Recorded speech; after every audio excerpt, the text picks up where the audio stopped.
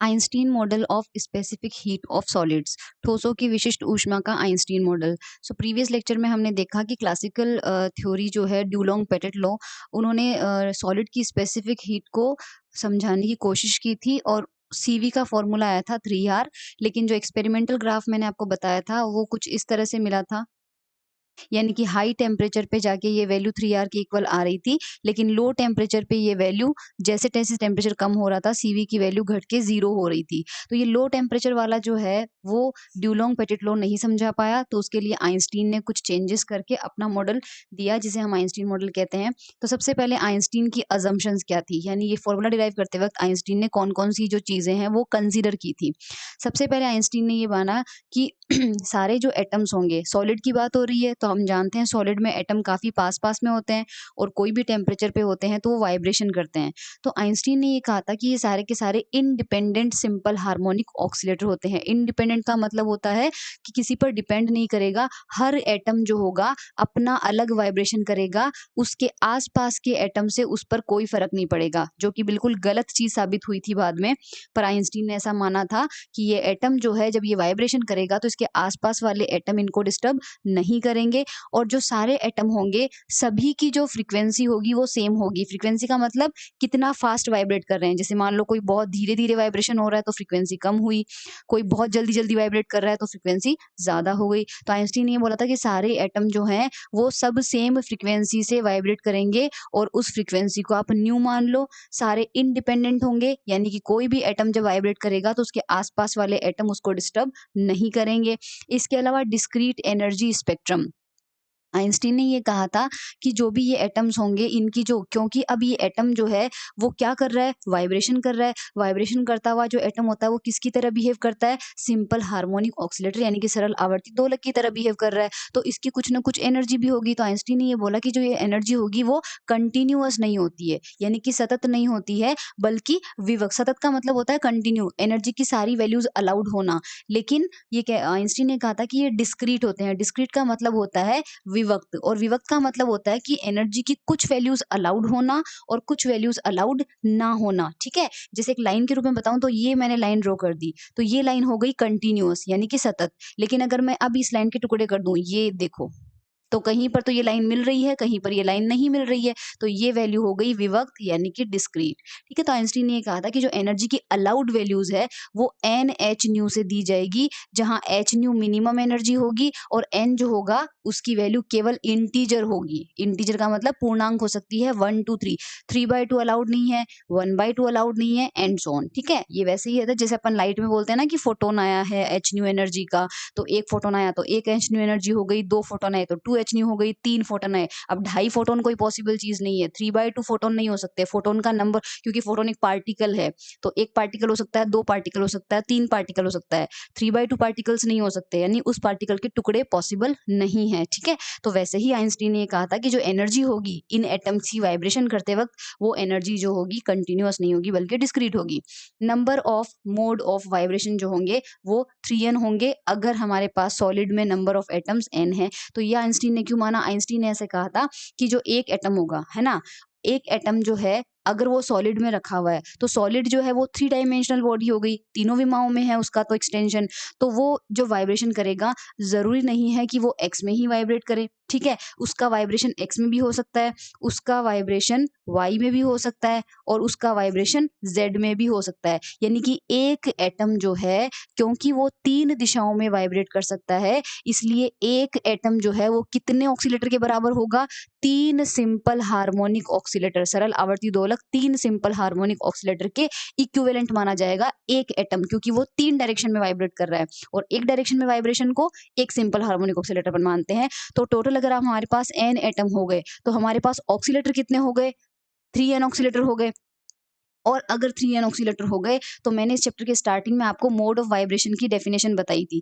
मैंने ये कहा था कि जब कोई एटम जो होता है जब किसी फ्रीक्वेंसी से वाइब्रेशन करता है, अकेला वाइब्रेट कर रहा है, एक ही फ्रीक्वेंसी से वाइब्रेशन करता है, तो उसे हम उसका मोड ऑफ वाइब्रेशन कहते हैं। अब यहाँ पर कितने एटम आपके पास, 3n है, सो 3n टाइप के 3n वाइब्रेशंस हो रहे हैं वहाँ पे, इसलिए number of mode of vibration कितने माने जाएंगे, 3n माने जाएंगे। ठीक है, obey Maxwell Boltzmann distribution. Thermodynamics and statistical physics जो सेकंड ईयर में है उसमें आपने मैक्सवेल बोल्ट्जमान डिस्ट्रीब्यूशन पढ़ा होगा। उसमें आपको मैंने जैसा कि ड्यूलोंग पेटिट ने भी इस्तेमाल किया था इसका, जो पर्टिकुलर एनर्जी रेंज होती है अगर उसमें हम नंबर ऑफ एटम निकालें तो वो नंबर एटम किसके प्रोपोर्शनल आते हैं, एक्सपोनेंशियल माइनस ई अपॉन केटी के प्रोपोर्शनल आते हैं। तो ये कुछ अजम्पशन आइंस्टीन लेके चले थे और इस आधार पर सबसे पहले उन्होंने मीन एनर्जी ऑफ ऑक्सीलेटर निकाली थी, दोलक की माध्य ऊर्जा। अब यहाँ दोलक का मतलब समझ जाना कि एटम की बात हो रही है, क्योंकि एटम ही वहां पर क्या काम कर रहा है, दोलक का काम कर रहा है। सो क्लासिकल मैकेनिक्स के थ्रू, हालांकि आइंस्टीन ने ये तो कहा था कि जो एनर्जी है वो आप कितनी मानोगे, एन एच न्यू मानोगे। ओके, हम जानते हैं कि ओमेगा कितना होता है, 2 पाई न्यू। तो यहाँ से न्यू की वैल्यू कितनी आ जाती है, ओमेगा अपॉन 2 पाई। तो अगर मैं इस न्यू की जगह वैल्यू रखूं तो मैं क्या रख सकती हूँ, ओमेगा अपॉन 2 पाई, साथ में क्या है, एन इंटू एच। और एच अपॉन 2 पाई आप जानते हो किसके इक्वल होता है, एच क्रॉस के इक्वल होता है। ठीक है, प्लांक कांस्टेंट जो होता है एच बार या एच क्रॉस। तो हमारे पास एनर्जी की वैल्यू ये जो एन एच न्यू है, इससे फॉर्मूला कितना आता है, एन एच क्रॉस ओमेगा। तो ये आइंस्टीन ने दिया था। लेकिन अगर हम क्वांटम मैकेनिक्स की बात करें, सो क्वांटम मैकेनिक्स ये कहती है, ये अपन ने क्वांटम मैकेनिक्स वाले पेपर में अपन डिराइव करेंगे ये वाला फॉर्मूला। अभी मैंने उसका लेक्चर अपलोड नहीं किया है, but I will upload soon. So quantum mechanics में जब सिंपल हार्मोनिक मोशन को, क्वांटम मैकेनिक्स के अकॉर्डिंग सिंपल हार्मोनिक ऑक्सीलेटर की जब एनर्जी निकाली गई, तो एक्चुअल में वो energy n h cross omega नहीं आई, बल्कि n plus half h cross omega आई। इसका मतलब था कि अगर आप लोवेस्ट यानी ग्राउंड स्टेट के लिए एन इक्वल टू 0 भी ले लोगे, तो क्वांटम मैकेनिक्स के हिसाब से ग्राउंड स्टेट में जब एन इक्वल टू 0 हो जाएगा, यानी मिनिमम एनर्जी जो होगी, वो मिनिमम एनर्जी कभी 0 नहीं होती है। जैसे क्लासिकल मैकेनिक्स बोलता है ना कि मिनिमम एनर्जी किसी पार्टिकल के पास कितनी हो सकती है, 0 हो सकती है। लेकिन क्वांटम मैकेनिक्स ये कहता है कि अगर वो सिंपल हार्मोनिक ऑसिलेटर है तो उसके पास मिनिमम एनर्जी कितनी आएगी, अगर आप एन को 0 रख दो तभी भी उसके पास कितनी एनर्जी आ रही है, हाफ एच क्रॉस ओमेगा आ रही है। इसको बोलते हैं 0 पॉइंट एनर्जी। इसका नाम भी होता है, कभी एक नंबर की डेफिनेशन भी आ जाती है ये, 0 पॉइंट एनर्जी। हिंदी में से बोलते हैं शून्य बिंदु ऊर्जा। ओके, तो 0 पॉइंट एनर्जी क्या होती है, ग्राउंड स्टेट की एनर्जी होती है। कब, जब आप सिंपल हार्मोनिक ऑक्सीलेटर की बात कर रहे हो, किसमें, क्वांटम मैकेनिक्स में। सो क्वांटम मैकेनिक्स में थोड़ा सा आइंस्टीन ने जो फॉर्मूला दिया था एन एच न्यू, उसके हिसाब से फॉर्मूला आता है एन एच क्रॉस ओमेगा।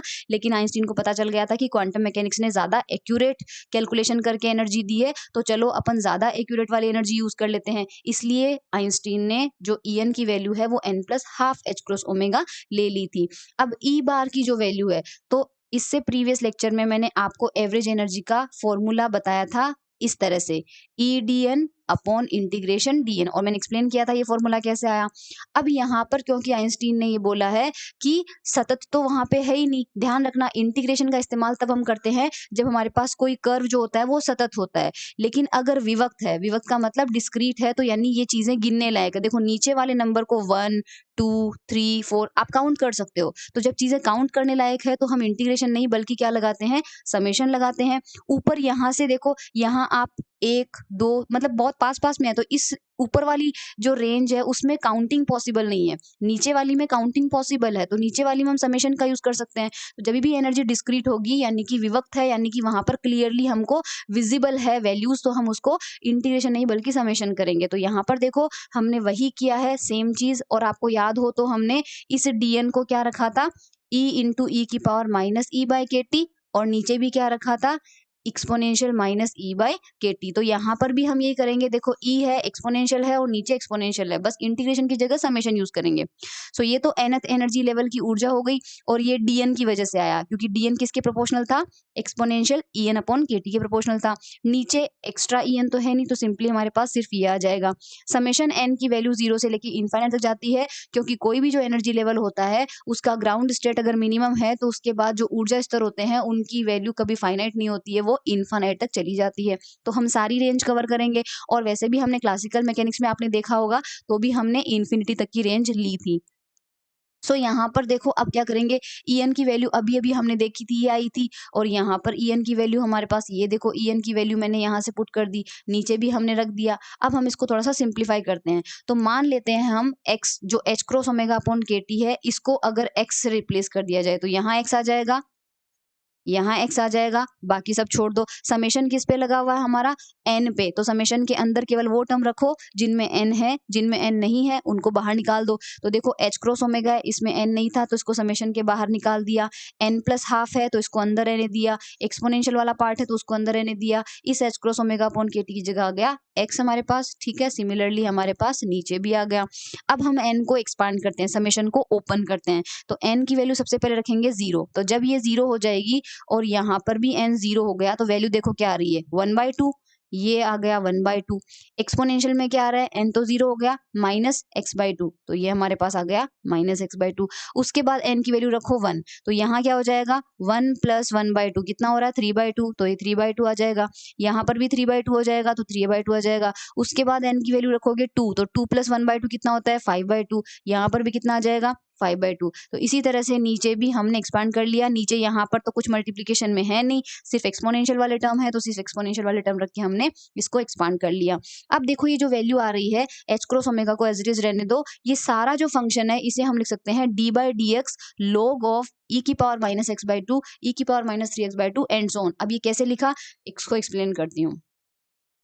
क्या लिखा है हमने, d/dx log ऑफ e की power minus x/2 plus e की power minus 3x/2 plus e की power minus 5x/2 and so on. इसको थोड़ा सा सॉल्व करते हैं। तो log का फंक्शन आप जानते हो d/dx log ऑफ x कितना होता है, 1/x होता है। तो log के आगे जो भी फंक्शन रखा हुआ है, suppose this is f of x, तो इसका डिफरेंशिएशन क्या हो जाएगा, 1/fx, right. d/dx log of f of x अगर अपन लिखते हैं तो वो कितना हो जाएगा, 1/f ऑफ x। और अगर इसके अंदर x के कुछ फंक्शन है तो बाद में इसका डिफरेंशिएशन भी हो जाएगा। तो सबसे पहले मैं पूरा फंक्शन लिख देती हूँ, 1/fx। 1/fx का मतलब ये आ गया, पूरा का पूरा फंक्शन आ जाएगा, है ना। log है तो log x का कितना होता है, 1/x। तो ये हमारे पास आ जाएगा, यहाँ सॉरी 5/2 था, माइनस 5 तो ये तो पूरा फंक्शन आ गया। आप जानते हो डिफरेंशिएशन में एक बार 1 बाय फंक्शन आ जाता है तो उसके अंदर फंक्शन में जो वैल्यूज है उसका डिफरेंशिएशन भी करना पड़ता है। अब फंक्शन ये रहा तो इसका डिफरेंशिएशन भी करो। अब डिफरेंशिएशन में सबसे पहले किसका होगा, e की पावर माइनस x/2 का। तो e की पावर माइनस x/2 का अब जानते हो e की पावर माइनस अल्फा x का कितना होता है, माइनस अल्फा e की पावर माइनस अल्फा x। तो e की पावर माइनस x/2 का कितना हो जाएगा, माइनस 1/2 e की पावर माइनस x/2। 3 वाले का कितना हो जाएगा, माइनस 3/2 e की पावर माइनस 3/2। 5 वाले का कितना हो जाएगा, माइनस 5/2 e की पावर माइनस 5/2। ठीक है, सब में से माइनस कॉमन ले लो तो माइनस तो ले लो बाहर, अंदर क्या बचेगा आपके पास, 1/2 e की पावर माइनस x/2, 3/2 e की पावर माइनस 3x/2, 5/2 e की power minus 5x/2 and so on. और नीचे आपका जो फंक्शन आ रहा है ये वाली वैल्यू हमने निकाल रखी थी, ये एज इट इज रहने दो। ठीक है, अब ये देखो ये जो रिजल्ट मुझे मिला है, इस रिजल्ट को जल्दी से देख लो, क्या ये सेम फंक्शन है जो हमको यहाँ पर मिला हुआ है। ये देखो, इस h क्रॉस ओमेगा को छोड़ दो तो बाकी सारा फंक्शन ऊपर ये हमको मिला हुआ है, नीचे ये हमको मिला हुआ है, राइट। ये सारा फंक्शन हमको किससे मिल गया, d/dx log ऑफ, इसको सॉल्व करने से, सिंप्लीफाई करने से हमको ये फंक्शन मिल गया। इसलिए इस पूरे फंक्शन को हम इस तरह से रिप्लेस कर सकते हैं। लेकिन इस एक्सप्रेशन के टाइम पे हमारे पास माइनस साइन नहीं था, जबकि सॉल्व करते वक्त हमने देखा था कि माइनस बाहर आ रहा है, इसलिए वो माइनस साइन हमने यहाँ पर पुट कर दिया। और h क्रॉस ओमेगा तो कांस्टेंट है तो वो हमने कांस्टेंट ही रखा है। ओके, अब हम इसी को आगे लेके चलेंगे। अब देखो सब में से e की पावर माइनस x/2 कॉमन ले लो। अगर e की पावर माइनस x/2 कॉमन ले लोगे तो पूरी इक्वेशन को डिवाइड करना है e की पावर माइनस x/2 से। तो पहला टर्म तो हमारे पास कितना आ जाएगा, 1 आ जाएगा। और यहाँ पर 3 को डिवाइड करते हैं ना, तो e की पावर माइनस 3x/2 को डिवाइड करो e की पावर माइनस x/2 से, तो ये पावर ऊपर जाएगी तो कितना हो जाएगा, प्लस का x/2। अब इसका एलसीएम 2 ले लोगे तो माइनस का कितना आ जाएगा, माइनस 3x प्लस x/2, और वो कितना हो जाएगा, माइनस का 2x/2, और वो कितना हो जाएगा, माइनस x। तो हमें क्या मिल गया, माइनस x। उसी तरह से -5 में करोगे तो क्या मिल जाएगा, -2x मिल जाएगा। ठीक है, और ये इनफाइनाइट तक टर्म्स चल रहे हैं हमारे। अब ये हमारे पास ज्योमेट्रिक सीरीज बन रही है, गुणोत्तर श्रेणी बन रही है जिसमें इनफाइनाइट टर्म्स हैं। तो इनफाइनाइट टर्म्स जब होते हैं ज्योमेट्रिक सीरीज में तो उसका समेशन होता है a/1 - r। आर, जहाँ ए क्या होता है फर्स्ट टर्म और आर क्या होता है रेशो ऑफ कोई भी दो टर्म्स का रेशो बी बाय ए। सो फर्स्ट टर्म हमारे पास कितना है 1 है, तो ये आ जाएगा 1 अपॉन 1 माइनस आर, तो 1 माइनस बी बाय ए, ये आपका है बी और ये आपका है ए, तो बी बाय ए करेंगे तो हमें मिल जाएगा ये। ठीक है, इसके बाद इस ई की पावर माइनस एक्स बाय 2 को 1 से मल्टीप्लाई कर देते हैं, नीचे वाले टर्म को एज इट इज छोड़ देते हैं। अब क्या आएगा log, तो हम जानते हैं log of a by b क्या होता है log of a minus log of b। ठीक है, तो ये log ऑफ a हो गया माइनस log ऑफ b हो गया। आप जानते हो log और एक्सपोनेंशियल एक दूसरे को कैंसिल आउट कर देते हैं, तो log और एक्सपोनेंशियल कैंसिल आउट होके हमारे पास क्या आ जाएगा माइनस एक्स बाई 2। इसमें तो ऐसा कुछ होगा नहीं, तो हमने एज इट इज रख दिया। अब हम ये d बाई डी एक्स को अंदर लेके जाते हैं, डिफ्रेंसिएशन करते हैं, तो माइनस एक्स बाई 2, ये सॉरी देखो ये वाला माइनस, ये वाला माइनस और ये वाला माइनस सब कुछ कैंसिल हो जाएगा, तो हमारे पास यहाँ से माइनस हट चुका है और ये वैल्यू भी हमारे पास पूरी पॉजिटिव में आ गई है। Very nice. अब देखो हम डी बाई डी एक्स करते हैं एक्स बाई 2 का, तो एक्स बाई 2 का डिफरेंशिएशन कितना हो जाएगा 1 बाई 2 हो जाएगा।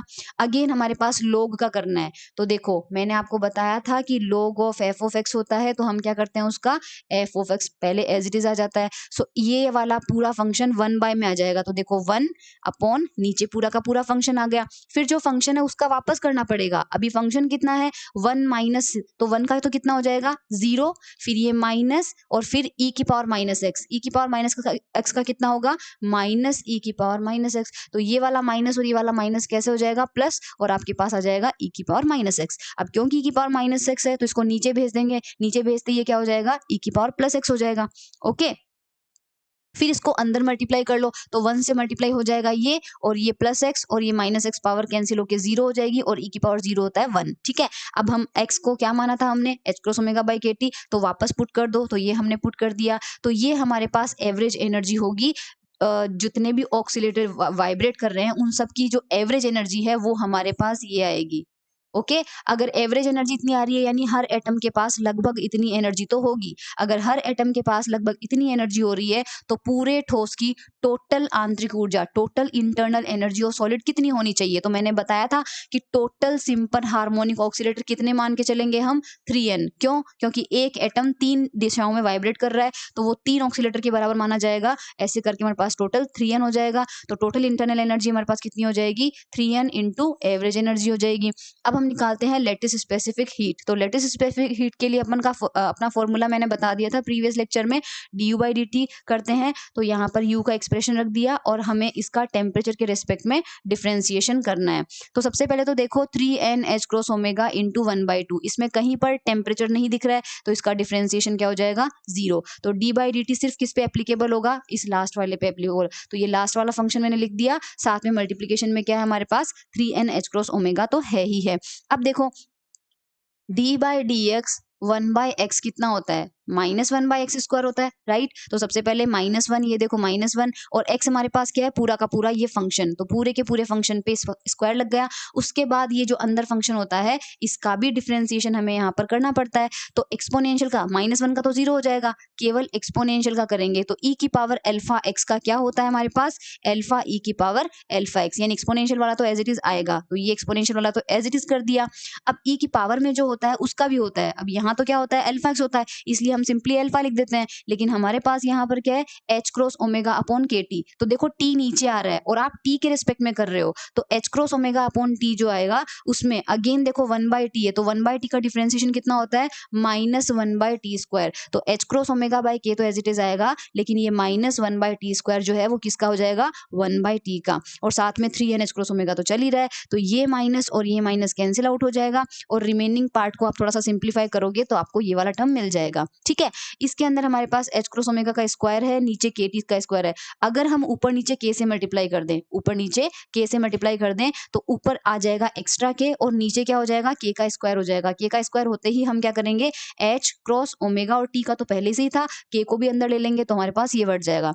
अब ये आपने रिलेशन पढ़ा होगा n की इक्वल्स टू होता है r। ठीक है, इसके अलावा जो h cross omega upon k है इस टर्म को नया टर्म से रिप्रेजेंट कर सकते हैं थीटा ई, और इस थीटा ई को बोलते हैं Einstein temperature. Okay, Einstein temperature theta E की वैल्यू कई बार न्यूमेरिकल में डायरेक्टली हमको गिवन होती है, तो आप समझ जाना वो वैल्यू किसकी गिवन है आपको h cross omega upon k की, तो यहाँ देखो 3n k की जगह आ जाएगा हमारा, wait,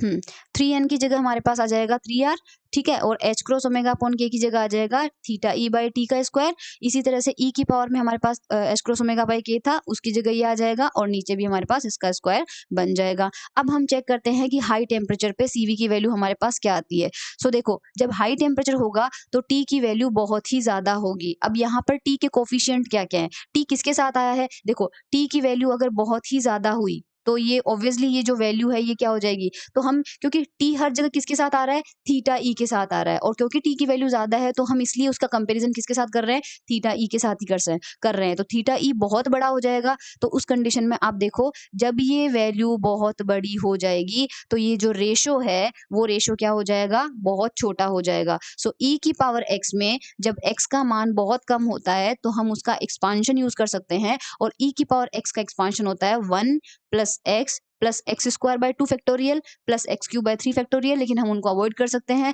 तो हम केवल पहले 2 टर्म लेंगे और वो कौन से होंगे? 1 प्लस एक्स। तो यहाँ पर x हमारा पास क्या है? थीटा ई बाई टी, तो ये हो जाएगा हमारा 1 प्लस एक्स। तो फॉर्मूले में जहाँ पर भी एक्सपोनेंशियल है वहाँ पर हम क्या रखेंगे? 1 प्लस थीटा ई। तो एक तो यहाँ था हमारे पास, ओके, और एक यहाँ था, 1 से 1 कैंसिल हो जाएगा। नीचे क्या बन रहा है? थीटा ई बाई टी का स्क्वायर, और यहाँ पर भी क्या है? थीटा ई बाई टी का स्क्वायर, तो ये कैंसिल आउट हो जाएगा। हमारे पास वैल्यू ये आ जाएगी। अगेन क्योंकि टी की वैल्यू बहुत ही ज़्यादा है तो ये वैल्यू जो है वो 1 की तुलना में बहुत कम हो जाएगी। आंसर आ रहा है CV बराबर 3 बार, जो बिल्कुल किससे मैच कर रहा है? ड्यूलोंग पेटिट लॉ से मैच कर रहा है। यानी हाई टेम्परेचर पे तो रिजल्ट आइंस्टीन का सही आया है। अब लो टेम्परेचर पे चेक करते हैं, तो लो टेम्परेचर पे टी की वैल्यू क्या हो जाएगी? बहुत कम हो जाएगी। अगर टी की वैल्यू बहुत ही कम हो गई तो ये रेशो 1 की तुलना में बहुत बड़ा हो जाएगा, और अगर ये रेशो बहुत ही बड़ा हो गया तो E की पावर सपोज कोई नंबर है जो कि बहुत लार्ज है, अगर बहुत लार्ज है तो वो वैल्यू भी हमें क्या मिलेगी? 1 की तुलना में बहुत ज़्यादा मिलेगी। तो जो CV का एक्सप्रेशन है, इस एक्सप्रेशन में केवल नीचे देखो, ये एक्सपोनेंशियल वाला टर्म 1 के कंपैरिजन में बहुत बड़ा है, तो -1 करने से कोई फ़र्क नहीं पड़ेगा, तो -1 को इसके सामने क्या मान लेंगे? 0 मान लेंगे। तो -1 0 मान लेंगे तो नीचे केवल एक्सपोनेंशियल वाला टर्म आ जाएगा। एक पावर से इसकी एक पावर चली जाएगी और ये पावर हमारे पास ऊपर चली जाएगी, ठीक है? ये पावर हमारे पास ऊपर चली जाएगी। अब ध्यान रखना, लो टेम्परेचर रेंज में यहाँ पर टेम्परेचर के 2 फंक्शन हैं। एक तो ये वाला फंक्शन है जो 1/t² के हिसाब से वेरी कर रहा है, और एक आपके पास -1/t के हिसाब से वेरी कर रहा है। तो हमेशा ध्यान रखना, t की जो ज़्यादा वैल्यूज़ होगी, अगर t बड़ा है तो ये फंक्शन डोमिनेट करता है, ठीक है? और अगर t कम है तो एक्सपोनेंशियल वाला डोमिनेट करता है, ये ध्यान रखना। तो हम किस में हैं फिलहाल? लो टेम्परेचर रेंज में, क्योंकि ये फॉर्मूला हमें किसके लिए मिला है? लो टेम्परेचर के लिए। तो लो टेम्परेचर के लिए एक्सपोनेंशियल के हिसाब से ग्राफ बनेगा। अब एक्सपोनेंशियल में हम देखते हैं e की पावर माइनस थीटा ई में अगर टेम्परेचर डिक्रीज होता है तो CV पे क्या फ़र्क पड़ता है? तो CV प्रोपोर्शनल टू आ रहा है e की पावर -1/t। अब ध्यान से देखना, t कम हुआ, t कम हुआ तो 1/t क्या होगा? बढ़ेगा, और अगर 1/t बढ़ा है लेकिन आगे माइनस साइन है तो ये माइनस साइन इस बढ़े हुए टर्म को वापस क्या कर देगा? कम कर देगा। तो अगर t घटेगा तो CV भी क्या हो रहा है? कम हो रहा है। तो ये तो बात सही है कि वो जो ग्राफ बना था इस तरह से, तो लो टेम्परेचर में जैसे-जैसे टेम्परेचर कम हो रहा है CV की वैल्यू भी हमारे फॉर्मूले के हिसाब से क्या हो रही है? घट रही है, और लास्ट में आके 0 हो जाएगी।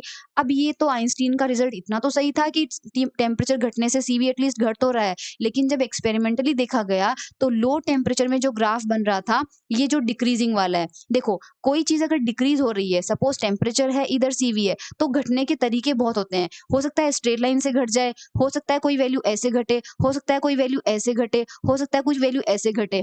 तो ऐसा नहीं है कि अगर आपने सिर्फ इतना बता दिया कि टेम्परेचर घटने से CV घट रहा है तो आप सही हो गए। आपका ग्राफ का जो शेप है, आकार है, वो भी सही आना चाहिए। सो जो एक्सपेरिमेंटली ग्राफ देखा गया था लो टेम्परेचर रेंज में, वो आया था CV प्रोपोर्शनल टू T³, क्योंकि यहाँ पर भी आप देखो T घट रहा है तो CV क्या हो रहा है? घट रहा है, और जैसे ही T 0 होगा CV भी क्या हो जाएगा? 0 हो जाएगा। तो जो एक्सपेरिमेंटल ग्राफ था वो T³ के हिसाब से आया था, ना कि एक्सपोनेंशियल के हिसाब से। तो इस वजह से आइंस्टीन मॉडल भी क्या हो गया? अनसक्सेसफुल हो गया, फेल हो गया। तो कमियां क्या रह गई?